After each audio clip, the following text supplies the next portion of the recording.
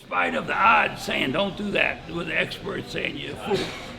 But if you're right and you persist, you don't care about the monkey business. I had an old surgeon in Philadelphia tell me, never be upset about criticism because the tall trees get all the breeze. I said, okay.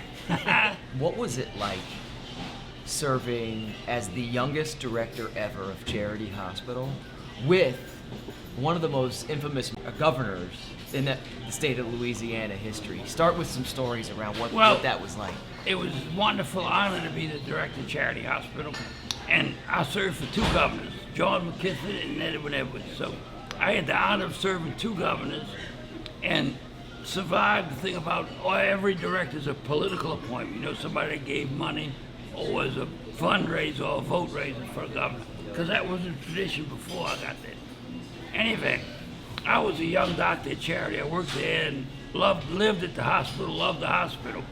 And so to get to be the chief executive to try to help and fix all the things that you thought could be improved was a great experience in my life. Great honor. You had mentioned when you started sharing that story that you loved working at Charity. Why did you love it so much? Every year, the deans of the medical schools and other great prognosticators say, well, there's no need for the charity hospitals. All these public hospitals that serve the poor, that's a thing of the past. You are a 20th century anachronism. I said, good. After I looked up the word, I said, that's good. But guess what? Tell the 1 million people that come here for care that it's all out of date. Huh? Tell those poor million they have nowhere else to go.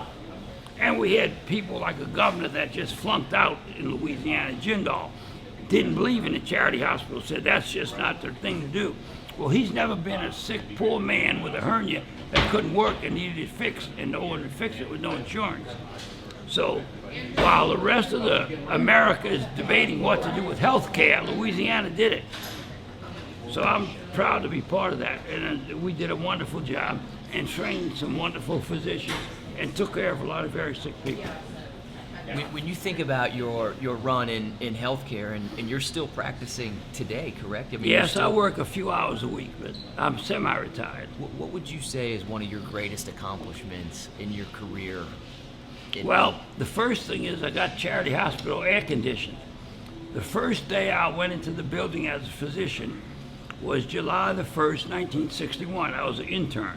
And as an intern, we had to have little starched white coats, white shirt, pants, shoes. And so in that first day, I changed uniform 3 times because it was more than 96 degrees Fahrenheit in the hospital, indoors. So I said, I don't know who runs this hospital, but they ought to air condition it.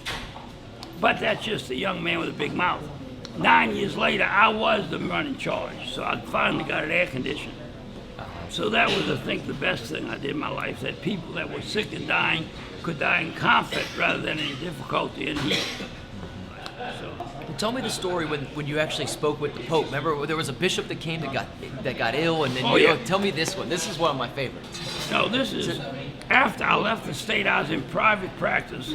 At the time, I'm working in Kenner, and I had a house in Metairie, and I had a call on a Sunday from the emergency room nurse of Hotel du Hospital in the city, and she said, "There's a priest here that's bleeding, and need you to come."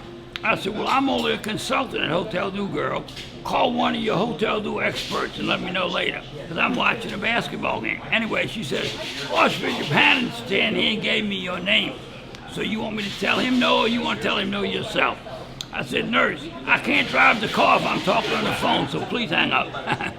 So I went, and it was the Cardinal Archbishop of Philadelphia that was very ill. And I took care of him, and slowly got well. And what was his name? Do you remember? John Kroll. John Kroll, yeah. And so John Kroll later called me from Philadelphia and said, Doctor, I'd like to take you and your wife, and if you want to bring a friend, to meet the Holy Father, who is my good friend.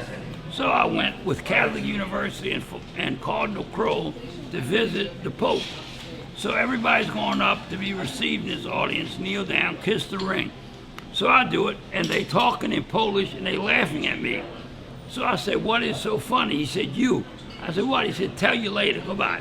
So I leave. In the hotel, he says, I told the Pope that you were the doctor in America that was too important to handle it to take his phone call.